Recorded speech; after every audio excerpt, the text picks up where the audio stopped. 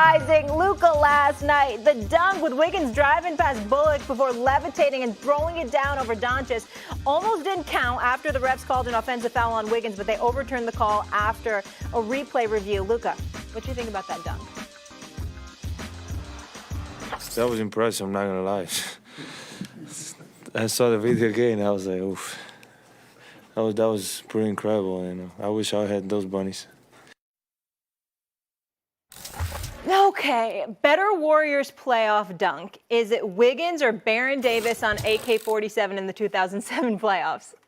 I was distracted a little bit there by Luka's watch. That was It's nice. Nice yellow gold Royal Oak. Yes. Yeah, it's nice. It's nice. Very nice. I was staring at the watch too. It's nice. Yeah, I'm sure you were. He I meant to really put his was. left I'm sure arm you up. were. He meant to put his left arm But up. I was trying to stay focused. Look, Wiggins dunking over Luka is not. I mean, it's an amazing dunk, and it took me out of my seat. Oh my gosh, that was awesome. But Baron Davis's dunk against AK-47 against Karolinko. Karolinko was a great defender. I mean, Yes, he's one of the few guys that would have those 5-5-5-5 games where he would have 5 blocks, 5 steals. Mm-hmm. The moment at home at Oracle, 8 seed versus 1 seed. Guard, undersized, dunking against a guy who was 6'9", 6'10", with a long wingspan. I think the moment for the Baron Davis dunk was more significant and more memorable. It was probably a better dunk, more impressive dunk. I agree with you. There's no argument here. I mean, if you look at back then, I mean, you had, if I recall, you had a situation where obviously they were the 8th seed, Utah was a higher seed. I'm just looking at Karolinko, and you are absolutely right. He was definitely a big-time defender. We all knew this. He was considerably taller. And on top of it all, you had Baron Davis attacking the rim. And I love how you got Steven Jackson just wiping off his shoulders at the end, So I love all of that. Just as big-time as this dunk was, and it was against Luka, who will never be accused of having hops. We know that Luka's got many, many things in his arsenal. Hops ain't one of them. That's not his strength, okay? And so Andrew Wiggins, being just as tall, if not taller, having some athleticism, definitely I think that I can understand how people will look at it, but Baron Davis's dunk was definitely better. Not to mention the fact, I will say this though, I will say this. Wiggins has been incredibly impressive. Yeah. This is a guy that I once thought they could have given away for a bag of cookies because he didn't do anything.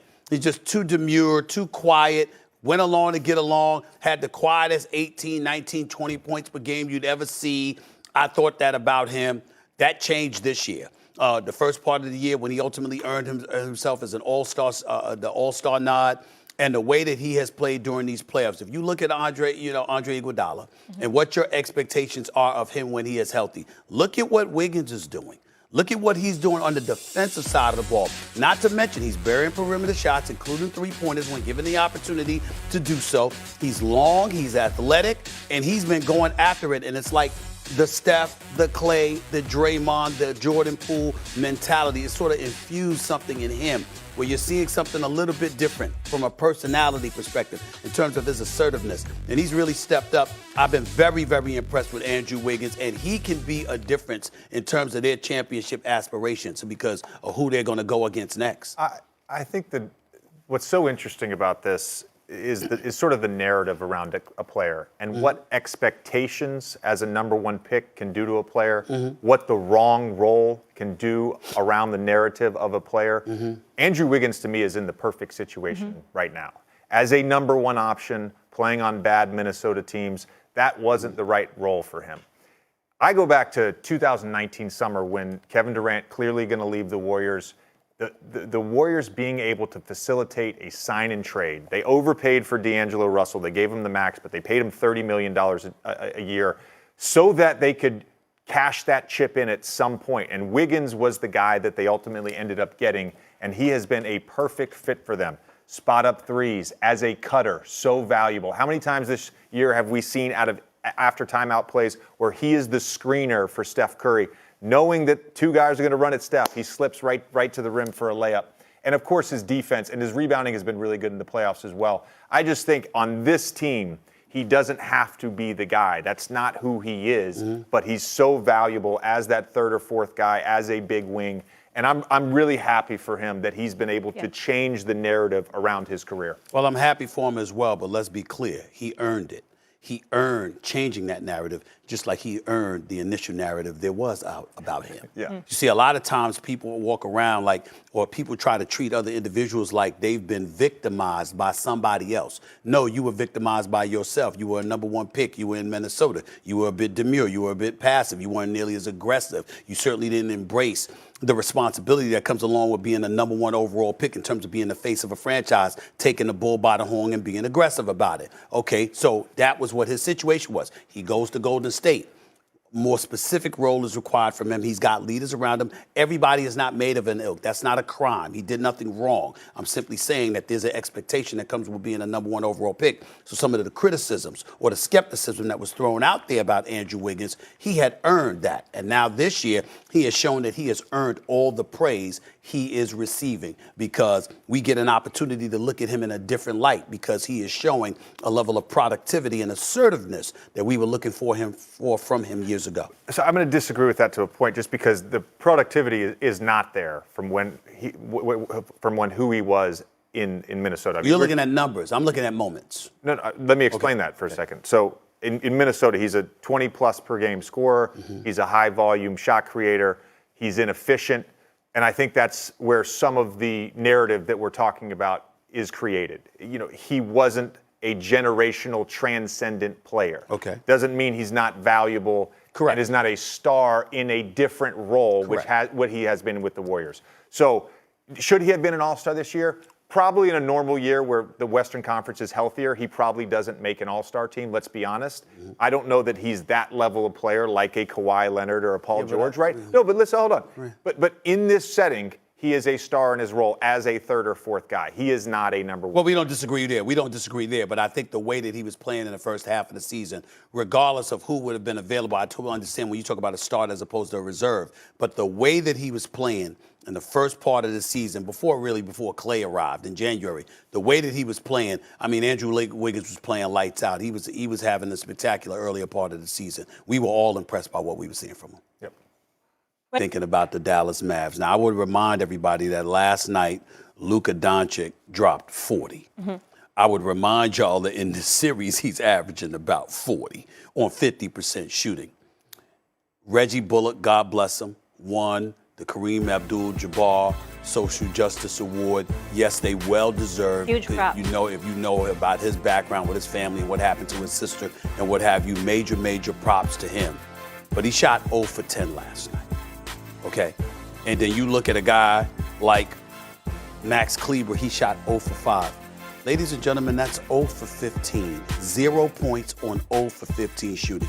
What the hell is Luka Doncic supposed to do when your supporting cast shows up and virtually gives you nothing? And we're not talking about Jalen Brunson, because he shows up and he gives you what he's got. Mad respect to him. Spencer Dinwiddie has shown up over the last couple of games, and he's giving you something as well. But you can't have two guys that are getting a chunk of minutes. In Reggie Bullock's case, he played 39 minutes and 58 seconds last night. That's 40 minutes. You got Kleber that played 24 minutes and 41 seconds. 0 for 15 shooting. Mm-hmm. That's really what, to me, has been exposed about the Dallas Mavericks. When their supporting cast shows up, usually in Dallas, them brothers will run you out of the building. They can beat anybody, as they showed the Phoenix Suns on the road in Game 7 when they were up by as many as 46. But when they don't show up, it's very, very glaring. And I think that's what we've seen in this series, and specifically last night, which is why the Warriors have their broomsticks ready to come out. And they're about to sweep the Dallas Mavericks, unless, of course, Dallas Mavericks, these guys decide to show up for one game and show some pride and stuff like that, which I do not put past them. But this series is over, whether it's 4 or 5, it's over. Yeah. I'm going to agree with Stephen A. here. This is the version of the Warriors that I think we all expected. Mm-hmm. Going into this series, we thought they were the better team. They've shown that they're the better team. Right. And this has revealed to me how much the Mavs need a rim protector. When they beat the Phoenix Suns in 7 games, the Phoenix Suns are a team that largely operates in the mid-range. Mm-hmm. They're bottom 5 in the league in free throw attempts, which means they're not getting to the basket. They're bottom 5 in the league in three-point attempts, which means they're not getting to the basket to create three-point opportunities like the Mavs do time and time again. Mm-hmm. Right now, the Warriors are averaging 50 points a game in the paint. 50 points a game in the paint. That'd be the most in any series under Steve Kerr. Time and time again, Steph Curry breaking somebody down off the dribble, layup. Time and time again, somebody breaking down Luka off the dribble, layup. They need a rim protector. And I don't know who the answer to that is. The other question that I have going forward about the Mavericks, if you decide to pay Jalen Brunson what he deserves, which is $20+ million a year on his new contract, if you decide to do that, you are by and large bringing back this same core group. And I don't know going forward if this group has the answer to that rim protector question. Well, I would say this to you, not that they qualify in terms of what you're talking about as it pertains to rim protection, but the Phoenix Suns did go out and get Biyombo and, JaVale McGee. And so if you're the Dallas Mavericks, you need a sizable body, a tall body that obviously, like you said, can rim protect. I don't think that's that difficult to acquire if you're not requiring anything else from them. See, if you're looking at a guy like a Clint Capella and others, that's a different animal. Right, a Clint Capella, a Rudy Gobert, somebody like that, yes. When you give somebody like that who can do more than just rim protect, they can snatch 15 rebounds a game. They can block 3 shots a game. They definitely are formidable consistently on the front court. We get that. That's a different level, and then you can't go out and find that. But can you go out and find a big, active body that can give you some level of resistance at a cheap price? I think that's something that you can pull off if you're the Dallas Mavericks. I just don't think it's something you prioritize because you didn't recognize that it would be such a glaring weakness. For example, when you talk about the Golden State Warriors, yes, they shoot the ball, even though I think they can shoot the ball considerably better than they've been shooting over the last 4 or 5 games. They can shoot the basketball. We know what they bring to the table. But as Barkley and Shaq and those guys astutely pointed out, on far too many occasions, we see people jacking up threes. These guys will take it to the basket.